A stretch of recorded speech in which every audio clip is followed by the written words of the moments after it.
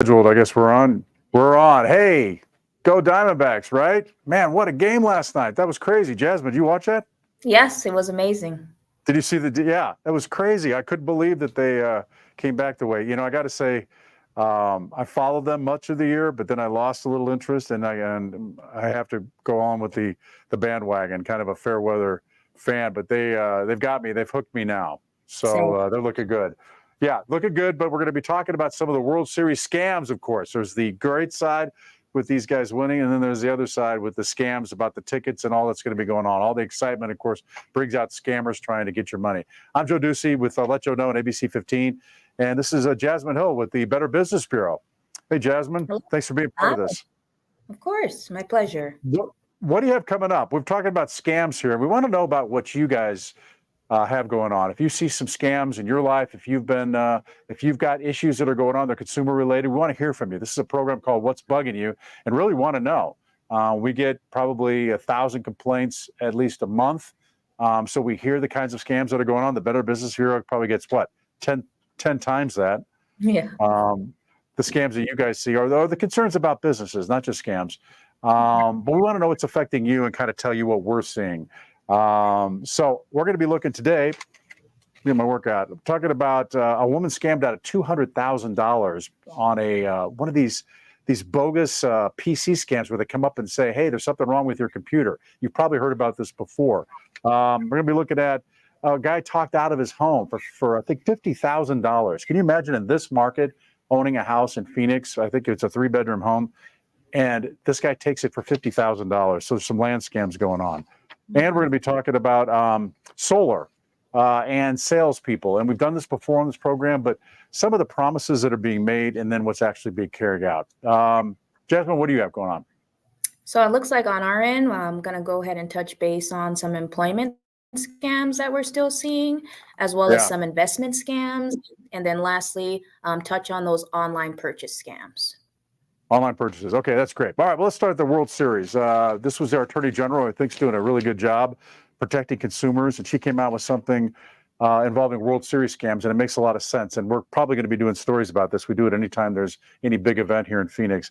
The scams involve when you're trying to get a ticket here, there are scam sellers online, and you're not going to get what you think you're going to be getting. So her warnings are: buy tickets only from trusted vendors. Be wary of purchasing tickets from someone you don't know, like on Craigslist, eBay, or other places. Don't pay for tickets with cash, wire transfer, gift cards, or prepaid money transfer. That's big. In fact, anything that involves gift cards is a scam. If you planned on using a mobile wallet or peer-to-peer payment service, be sure you understand the protections and be wary of advertisements with low prices. Now, I know this hasn't affected a lot of you. These tickets are going for. I just got a guy today who thought he bought tickets for about $650 for Monday's game, and ended up not getting them. And now the price is, I think, doubled for that ticket. So this isn't everybody, but if you are looking at buying World Series tickets, really be careful about what you're doing. Make sure you read online about all the protections that are going on, and that's really important. And there are ways. The World Series, baseball national, the National Baseball League, they have restrictions about how those tickets are sent. So we're going to be doing stories about that. So look for those on ABC15.com. All right. I want to go to the first one that we were prepared for, and that involves solar, right? Yes. I'm going to go ahead and read this. I can't see it, but I'm a 70-year-old widow. Salesman on the phone told me that my payments would be $375 after a tax rebate. Now, that's important, after the tax rebate. The cost of solar was $124,000. I'm going to stop it here for a second. This is a 70-year-old person who's buying solar for $124,000. You got to think about what kind of payback you're going to get on this. I mean, how long is this person going to be around to get $124,000 worth of savings from solar? That's something to think about. As of 9/10/23, still waiting for it to be hooked up. So this woman is paying, the payments have started, and she hasn't even had her solar hooked up yet. And this is during some of the hottest months of the year, so she's paying her payment on her solar and also these APS bills that are probably, $200, $300, $400. We had a similar instance with this involving another company. It's really important that before you choose a solar company that you look online and read reviews. Go to the Better Business Bureau site. Look to see what their record is, how many complaints they have, what those complaints actually say. See if the Better Business is accredited. Those are important things. Funding was released anyway, which it was, which has been done in the past. Oh, and about that rebate, this is why it's important. I don't pay taxes. So she has an income where she doesn't pay taxes, so there is no rebate. So they promised this rebate of, I forgot how many thousands of dollars, tens of thousands, or $14,000, but she can't get a rebate because she doesn't pay taxes, and the rebate comes off the taxes you pay. So now the payments of the solar are $556 a month. So I guess this is just a warning about solar. There are good companies out there. Solar is great. I mean, we're in a state that's, the sunniest in the country. So it makes a lot of sense, but just be really careful about what you're paying and do some research before signing up for anything. All right, Jasmine, let's look at yours. What's going on? All right, let's see. The first one that we have here, we're going to touch on is online purchase scams. So we have some information that was inputted to us from our scam tracker. We had a consumer who was catching a flight from JFK to London Heathrow, and apparently he reached out to British Airways, who wasn't actually British Airways, and ended up being told he needed to buy another flight. His initial flight was never canceled. That's what British Airways had told him. So ultimately, he lost about $700. So in this case, if ever somebody is telling you something, maybe of authority, an airline, a government agency, reach out to them directly. See if they have a direct number. The person lists their name in the scam tracker, the employee who they worked with. Call that number back and see if this is an actual employee. You want to make sure, in this case, they probably should have double checked that number, or even reached out to British Airways directly, or even the airport, just to see if it was canceled online before moving forward with this purchase.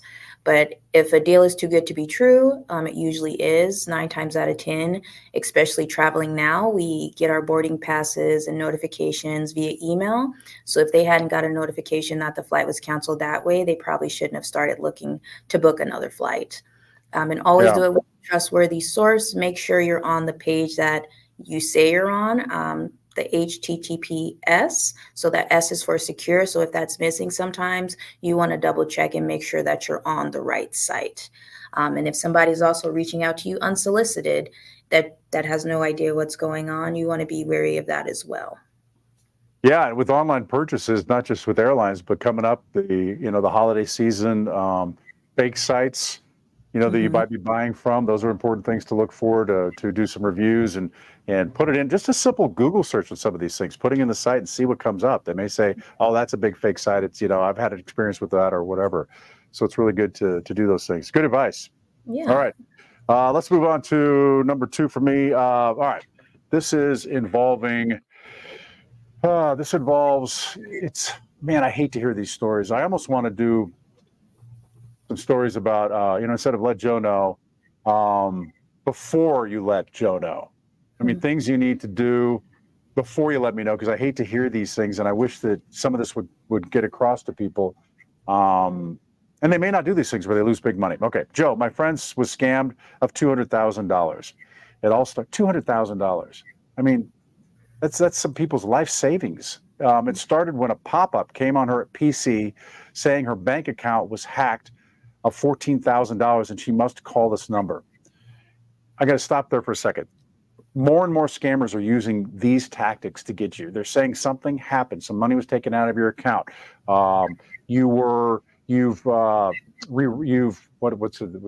renewed your subscription to a Norton antivirus or whatever. You paid $3,000 out of PayPal for whatever it is. If this didn't happen, or if you have a concern, call this number, and the number is usually bogus.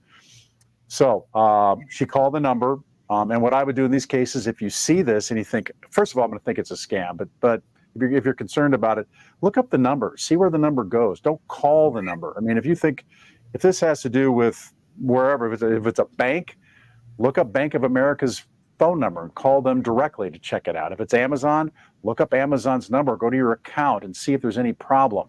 Not using the information these scammers send and just wants you to call or hit on. All right, so calls the number. He told her that she could not talk to anyone, not even her bank, because they believed it was a person at the bank hacking her. All right, that's another thing that's not going to happen. Anytime you hear anything like this where don't tell anybody, don't tell family members, don't tell friends, it's a scam. He puts apps on her PC and phone, had her take out $60,000 at a time. And she actually went to a Bitcoin ATM machine to transfer all her money. Once all was clear, she would get her money back. Now, you may say, okay, I wouldn't fall for something like that. But you know what? I talk to people all the time, Jasmine, and maybe you guys do too, where once you're caught up in it, it's a whole nother ballgame. Once something happens and you make that initial mistake and you get in, you're trying to get back out and you're doing anything you can to try to cover that up. So this woman started with $14,000 and now she's putting $60,000 of her own money in somewhere else because she's being told it's the only way to correct the problem. So I think we can learn from this kind of thing. Anything, where the scam warnings are. It's also, I think, to me, it's also something where families and friends need to talk to seniors. And it's not just seniors who are attacked here, but talk to your family members. Talk to them about these kinds of things happening. Take a look at their bank accounts. Take a look where their money's going, because it's a hard conversation, but it's something that's important to have because more and more people are losing money this way. Right, Jasmine? Yeah, that's a tough one. Yeah, it is. That's a lot of money, but boy, it's just, if you could really step back and not get caught up in the moment, that's the key. If you could just take some time and say, okay, this looks bad. Somebody's on my computer saying this stuff happened. Step back and think, even call somebody, call a friend, call a family member and say, hey, this thing's going on my computer. You might be told, oh yeah, that's a big scam. And you'll think of it differently, but interacting with this person, first of all, nobody's monitoring your computer. And a lot of them come to that. Microsoft is monitoring your computer. We can see that there's a virus on your computer and we want to take care of it. Nobody cares about you individually, fortunately or unfortunately, I guess. But anyway, talk to family members. All right. Well, let's go to the next one, Jasmine. Yes. So here we have, along with talking to family members, some may be on a fixed income, as most of the elderly are. So we do get a lot of information regarding employment scams, a lot of work from home opportunities where they may tell you, oh, send us $500 and we'll go ahead and take it out of your next check. But you shouldn't ever have to send money to make money. A lot of these times it'll be a generalized subject line or field of work, such as travel nurses. It won't be very specific. These scammers may also send you out a fake check and then ask you to cash that and then send back a portion for taxes. But if that were the case, usually before you get a check, they take the taxes out already before it's relayed to you. So if any at that point, like you said, just always speak to people. You want to know what's going on in their daily life. If they're looking for a job, maybe ask them, how's the job search going? And if they start to relay information about what they've had and they start getting red flags, you may want to advise them, to do some further research on the business. We do have business profiles on work from home companies. But even if we don't have a file for them, you can always still check with us and we can see whether we report on them or not. And if we don't have information, then we may be able to direct you elsewhere. Because like you said, we want to catch you before you're scammed. We want you to ask all the necessary questions needed before it's too late to get those funds back. And like you said, even just a basic internet search it'll turn up tons of things from other people. So that may be your first step, just to start there and Google the name as well. Yeah, and you get those big checks, which is I think a big warning sign right there if you're getting a $3,000 check before you did any work. Also, if you weren't interviewed, if you didn't really talk to anybody, all this was done by text or through WhatsApp or those things. You're not going to get a job. That's just not how it works. You basically, you need to talk with somebody or have some interaction with somebody. It could be a Zoom interview. It could be something like that.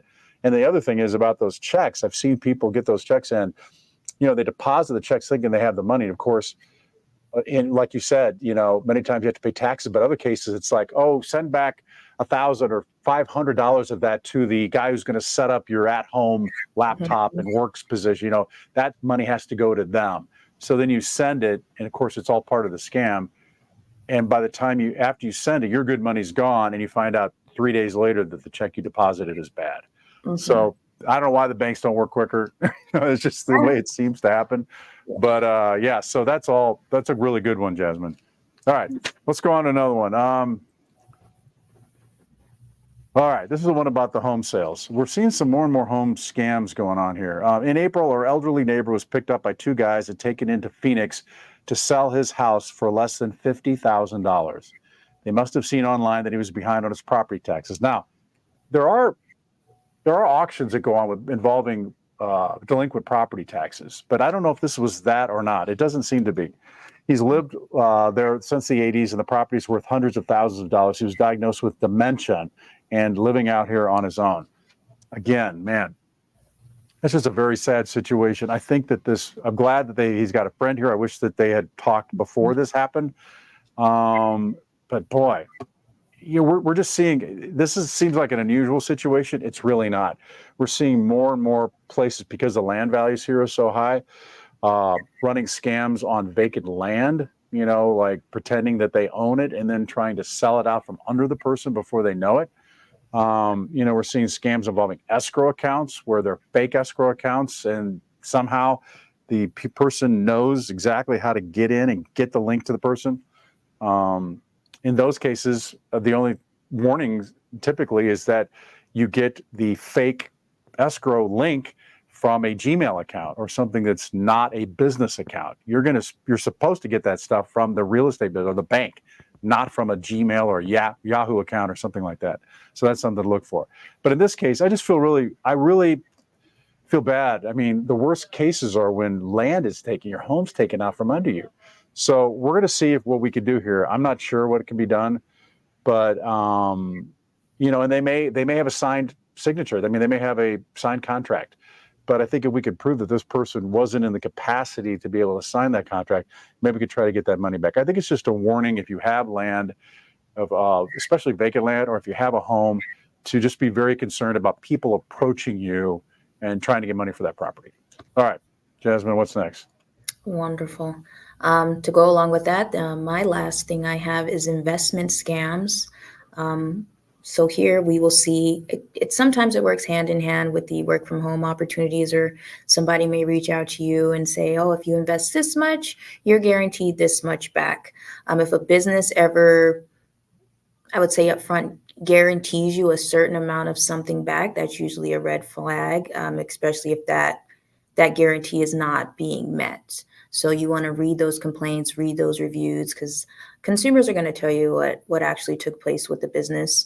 Another scam we have entered into our scam tracker is that they were inputting cryptocurrency thinking they would get it back. But however, when they wanted to withdraw their money, once they realized it was a scam, the business was trying to have them pay $2,400 in order to withdraw their money. And at that point, they had already submitted about $7,500. So I don't think he'll get that that money back, just because, people do this for a living. They know what they're doing. They know what to tell you. But as previously stated, once they reel you in, sometimes you're just acting on pure emotion and you just want to get things done so you don't have to deal with it anymore. But definitely don't have anybody rush you or tell you that you need to do this now. This is a guaranteed investment that you'll get in 3 months and 6 months. The more guarantees they provide you, those are more of red flags. So as always, research the company. Don't believe anything that's too good to be true or offers a low risk with a high return, because that's not usually the case. Check for licensing. See if they have any licensing or who are they licensed with. The U.S. Securities and Exchange Commission is also who would hold that license as well. So if you get that number, that's who you would want to check with. Okay. One of our listeners here, Theodis, says, look up the phone number and website, which is exactly right.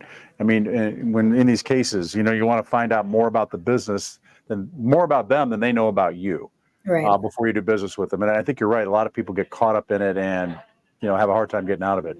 We don't have a lot of time here, just about another minute or two, but I wanted to kind of end with something that we got today, actually, and it's really a good warning about lemon laws, the used car auto lemon law.